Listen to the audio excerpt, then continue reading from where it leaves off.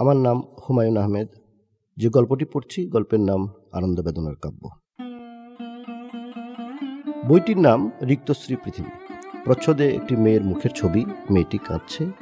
তার মুখের পাশে একটি গ্লোব, বিকট দর্শন নরকঙ্কাল গ্লোবটি বাঁ হাতে জড়িয়ে ধরে আছে। কঙ্কালটির ডান হাতে একগুচ্ছ রজনীগন্ধা। যথেষ্ট জটিলতা। পৃথিবীর রিক্তশ্রী ফুটিয়ে তোলার আয়োজনে কোনো ত্রুটি নেই। এ ধরনের প্রচ্ছদচিত্রের বইগুলির পাতা সাধারণত উল্টানো হয় না, তবু অভ্যাসবশী পাতা উল্টালাম এবং একসময় দেখি গ্রন্থকারের লেখা ভূমিকাটি পড়তে শুরু করেছি। শুরু না করলেই বোধহয় ভালো ছিল। ভূমিকাটিতে খুব মন খারাপ করা একটা ব্যাপার আছে। আমার নিজের যথেষ্ট দুঃখ কষ্ট আছে, অন্যের দুঃখ কষ্ট আর ছুঁতে ইচ্ছে করে। গ্রন্থকার লিখছেন, দীর্ঘ 5 বছর পূর্বে রিক্তশ্রী পৃথিবীর পাণ্ডুলিপি প্রস্তুত করি।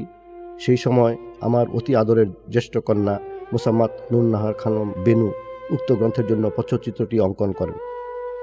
অর্থাভাবে তখন গ্রন্থটি প্রকাশ করিতে পারি নাই। আজ প্রকাশিত হইল, কিন্তু হায়, আমার বেনুমা দেখিতে পাইল না। বইটির 2য় পৃষ্ঠায় প্রচ্ছদ শিল্পীর সামান্য পরিচয় আছে। সেখানে লেখা, প্রচ্ছদ শিল্পী মোসাম্মত নুরনাহার খানম, 10ম শ্রেণী বিজ্ঞান বিভাগ। মফস্বল থেকে প্রকাশিত বইটি হঠাৎ করে অসামান্য হয়ে উঠল আমার কাছে। এই বইটি ঘিরে দরিদ্র পরিবারের আশা আকাঙ্ক্ষার ছবিটি চোখের সামনে দেখতে পেলাম। লম্বা বেনির 10ম শ্রেণীর কালো মতো রোগা একটি মেয়ে যেন গভীর ভালোবাসায় বাবার বইয়ের জন্য রাত জেগে প্রচ্ছদ আঁকছে। আঁকা হবার পর বাবাকে সে দেখালো সেটি। পৃথিবীর সব বাবাদের মতো এই বাবাও মেয়ের শিল্পকর্ম দেখে অভিভূত হয়ে গেলেন। রাতে সবাই খেতে বসেছে, দরিদ্র আয়োজন, কিন্তু সবার মুখ হাসি হাসি। বাবা বললেন, পাশ করলে আমার বেনুমাকে আমি আর্ট কলেজে দেব। বেনু বেচারি লজ্জায় মরে যায়। ভাত মাখতে মাখতে বলল, দুধ ছাই, মোটে ভালো হয়নি। বাবা রেগে গেলেন, বললেন, ভালো হয়নি মানে? আঁকুক দেখি কেউ এরকম একটা ছবি। বই অবশ্যই বাবা প্রকাশ করতে পারলেন না, কে ছাপবে এরকম বই? 2-1 জন প্রকাশক বলেও ফেললো, এসব পদ্যের বই কি আজকাল চলে রে ভাই? এসব নিজের পয়সায় ছাপতে হয়, টাকা জমান, জমি নিজেই ছাপেন। প্রয়োজনীয় টাকা জোগাড় করতে বাবার দীর্ঘ 5 বছর লাগলো। হয়তো স্ত্রীর কানের দুলজোড়া বিক্রি করতে হলো। সে বছর ঈদে বাচ্চারা কেউ কাপড় নিল না। তিনি খুঁজে পেতে সস্তার একটি প্রেস বের করলেন, যার বেশিরভাগ টাইপই ভাঙা। কিন্তু তাতে কিছু যায় আসে না, কারণ প্রেসের মালিক সালাম সাহেব গ্রন্থকারের কবিতার একজন ভক্ত। গ্রন্থকার লিখছেন, টাউন প্রেসের স্বত্বাধিকারী জনাব আব্দুল সালাম সাহেব আমার এই গ্রন্থখানি প্রকাশের ব্যাপারে প্রভূত সাহায্য করিয়াছেন। এই কাব্যানুরাগী বন্ধু বৎসল মানুষটির সহযোগিতা ব্যতীত এই গ্রন্থ আপনাদের হাতে তুলিয়া দেওয়া আমার সাধ্যাতীত ছিল। জনাব আব্দুল সালাম সাহেবকে ধন্যবাদ দিয়া ছোট করিবার ধৃষ্টতা আমার নাই। ভূমিকা থেকে বোঝা যাচ্ছে, কবি সন্ধ্যাবেলায় প্রুফ দেখতে যখন যেতেন, তখন সালাম সাহেব হাসি মুখে বলতেন, এই যে কবি সাহেব আসেন, আপনার সেকেন্ড প্রুফ রেডি। কবি সাহেবের জন্য চা আনো। চা খেতে খেতে বললেন, প্রুফে চোখ বোলাতে বোলাতে আপনার একটা কবিতা পড়েই ফেললাম, বেশ লিখেছেন। কোন কবিতাটির কথা বলছেন ভাই? ওই যে কি যেন বলে, উপর যেটা লেখেন, বৃষ্টি বাদলার কথা আছে যেটাই। ও, নববর্ষার কথা বলছেন? হ্যাঁ, ওইটাই। চমৎকার, খুবই ভাবের কথা। আপনি তো ভাই বিরাট লোক, বিরাট কবি। কবি নিশ্চয়ই বই ছাপানোর সব টাকা আব্দুল সালাম সাহেবকে দিতে পারেননি। সালাম সাহেব বললেন, যখন পারেন দিবেন, কবি মানুষ আপনি, আপনার কাছে টাকা মার যাবে নাকি? কজন পারে আপনার মতো কবিতা লিখতে? ভূমিকা পড়ে জানতে পারলাম, নেত্রকোনা শহরের প্রবীণ উকিল বাবু নলিরঞ্জন সাহাও আব্দুল সালামের মতো কবির প্রতিভায় মুগ্ধ। কবি লিখছেন, বাবু নলিরঞ্জন সাহার উৎসাহ ও প্রেরণা আমাকে গ্রন্থখানি প্রকাশ করিবার জন্য আগ্রহী করিয়াছে। বাবু নলিরঞ্জন একজন স্বভাব কবি এবং কাব্যের একজন কঠিন সমালোচক।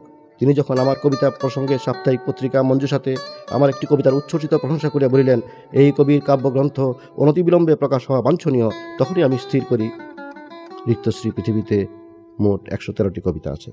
প্রতিটি কবিতার নিচে রচনার স্থান, তারিখ এবং সময় দেওয়া আছে। অনেকগুলির সঙ্গে বিস্তৃত ফুটনোট, কয়েকটির উল্লেখ করি। দিবাবসন কবিতাটির ফুটনোটে লেখা, আমার বড় শালক জনাব আমির সাহেবের বাড়িতে এই কবিতাটি রচিত হয়। তাহার বাড়ির সন্নিকটে খরস্রোতা একটি নদী আছে, নদীর নাম স্মরণ নাই। উক্ত নদীর তীরে এক সন্ধ্যায় বসিয়াছিলাম। দিবাবসানের পরে পরেই আমার মনে গভীর আবেগের সৃষ্টি হয়। কবিতা রচনার উপকরণ সঙ্গে না থাকায় আবেগটি যথাযথ ধরে রাখিতে পারি নাই। সমস্ত কবিতাটি মনে মনে রচিত করিয়া পরে লিপিবদ্ধ করিতে হইয়াছে। অন্য একটি কবিতার নাম বাসসজ্জা, তার ফুটনোটটি এরকম, এই দীর্ঘ কবিতাটি আমি আমার বাসর রাতে রচনা করিয়াছি। সেই সময় বাহিরে খুব দুর্যোগপূর্ণ আবহাওয়া ছিল, প্রচণ্ড হাওয়া এবং অবিশ্রান্ত বর্ষণ, ক্ষণে ক্ষণে বিদ্যুৎ চমকাইতেছিল। আমার নবপরিণীতা বালিকা বধূ মেঘগর্জনে বারবার কাঁপিয়া উঠিতেছিল। তার চোখে ছিল বিস্ময় এবং হয়তো কিছুটা ভয়। কবি স্বামী দীর্ঘ রচনাটি কি সেই রাতেই পড়ে শুনিয়েছেন তার স্ত্রীকে? না শুনিয়ে কি পারেন? ঝড় জলের রাত, হাওয়ায় মাতামাতি, টাটকা নতুন কবিতা, রহস্যমণ্ডিত এক নারী, সেই রাত কি যে অপূর্ব ছিল সেটি আমরা ফুটনোট পরে কিছুটা বুঝতে পারি। এবং এও বুঝতে পারি যে লোক বিয়ের রাতে 6.5 পৃষ্ঠার একটি কবিতা লিখতে পারে, সে পরবর্তী সময়ে কি পরিমাণ বিরক্তি ও হতাশা সৃষ্টি করেছে তার স্ত্রীর মনে। ঘরে হয়তো টাকা পয়সা নেই, ছোট ছেলের জ্বর, তার জন্য সাগু কিনে আনতে হবে, কিন্তু ছেলের বাবা কবিতার খাতা নিয়ে বসেছেন। গভীর আবেগে তার চোখে জল এসেছে। তিনি লিখছেন একদা জ্যোৎস্না নামের দীর্ঘ কোনো রচনা। কেন কিছু কিছু মানুষ এমন নিশি পাওয়া হয়? দুঃখ, কষ্ট, হতাশা, বঞ্চনা কিছুই তাদেরকে স্পর্শ করে না। স্বর্গীয় কোনো এক হিংস্র পশু তাদেরকে তাড়া করে ফেরে। কেন করে? আমার উত্তর জানা নেই, আমার জানতে ইচ্ছে করে। এইসব নিশি পাওয়া মানুষদের বেশিরভাগ নিজের ক্ষুদ্র পরিবার এবং কয়েকজন ভালো মানুষ, বন্ধু বান্ধব ছাড়া আর কারোর কাছে তাদের আবেগের কথা পৌঁছাতে পারে না। কৃপণ ঈশ্বর এদেরকে আবেগে উদ্বেলিত হবার মতো অপূর্ব একটি হৃদয় দিয়ে পাঠান, কিন্তু সেই আবেগকে প্রবাহিত করার ক্ষমতা তাদেরকে দেন না। এরা বড় দুঃখী মানুষ। রিক্তশ্রী পৃথিবীর পাতা উল্টাতে উল্টাতে আমার এমন কষ্ট হলো। কবি কত বিচিত্র বিষয় নিয়ে, কত আজে বাজে জিনিসই না লিখেছেন। ইরানের শাহকে নিয়ে পর্যন্ত একটি কবিতা আছে। কি আছে এই স্বৈরাচারী রাজার মধ্যে যে তাকে নিয়ে একটা কবিতা লিখতে হবে? 3টি কবিতা আছে মহাসাগর নিয়ে। কবি কিন্তু সাগর মহাসাগর কিছুই দেখেননি। ফুটনোটে লিখেছেন, সমুদ্র দেখিবার সৌভাগ্য আমার হয় নাই, তবে বহুবার আমি মনশ্চক্ষে সমুদ্র দেখিয়াছি। কবিতা আমি পড়ি না, কিন্তু রিক্তশ্রী পৃথিবীর প্রতিটি কবিতা আগ্রহ নিয়ে পড়লাম। কিছুই নেই, কষ্টে সঞ্চিত শেষ মুদ্রাটিও নিশ্চয়ই চলে গেছে এই বইয়ে। বাকি জীবন এই পরিবারটি অবিকৃত গ্রন্থটির প্রতিটি কপি গভীর আগ্রহে আগলে রাখবে। প্রাণ ধরে শের ধরে কখনোই বিক্রি করতে পারবে না।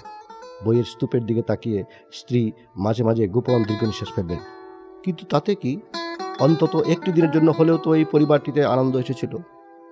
কবি স্ত্রী মুগ্ধ চোখে স্বামীর দিকে তাকিয়ে ভেবেছিলেন, আমার স্বামী তাহলে সত্যি সত্যি একটি বই লিখে ফেলেছেন। ছেলেমেয়েরা বাবার বই নিয়ে ছুটে গেছে বন্ধু বান্ধবদেরকে দেখাতে। কবি প্রথমবারের মতো বুক উঁচু করে তার বড় সাহেবের ঘরে ঢুকে বলেছেন, স্যার, আপনার জন্য একটা বই আনলাম। বড় সাহেব অবাক হয়ে বললেন, আরে, আপনি আবার বই লিখলেন কবে? স্যার, প্রচ্ছদটা আমার মেয়ের আঁকা। তাই নাকি? বা, চমৎকার তো। রিক্তশ্রী পৃথিবীর শেষ কবিতাটি সম্পর্কে বলি। শেষ কবিতাটির নাম মাগো। কবিতাটি নূরনাহার খানমকে নিয়ে লেখা। ফুটনোট থেকে জানতে পারি, মৃত্যুর আগের রাতে সে যখন রোগ যন্ত্রণায় ছটফট করছিল, তখন তার অসহায় বাবা এই কবিতাটি লিখে এনেছিলেন মেয়েকে কিঞ্চিৎ উপশম দেবার জন্য। কবিতাটি ক্ষুদ্র এবং রচনা ভঙ্গি অন্য কবিতার মতোই কাঁচা, কিন্তু প্রতিটি শব্দ চোখের গহীন জলে লেখা বলেই বোধ করি। কবিতাটি দুঃখী বাবার মতোই হাহাকার করে ওঠে। সেই হাহাকার বিশ্ব ব্রহ্মাণ্ড ছাড়িয়ে চলে যায় অদেখা সব ভুবনের দিকে। একটিমাত্র কবিতা লেখাও কেউ কেউ কবি হতে পারেন। অল্প কিছু পংক্তিমালাতেও ধরা দিতে পারে কোনো এক মহান বোধ, মহান আনন্দ, জগতের গভীরতম ক্রন্দন।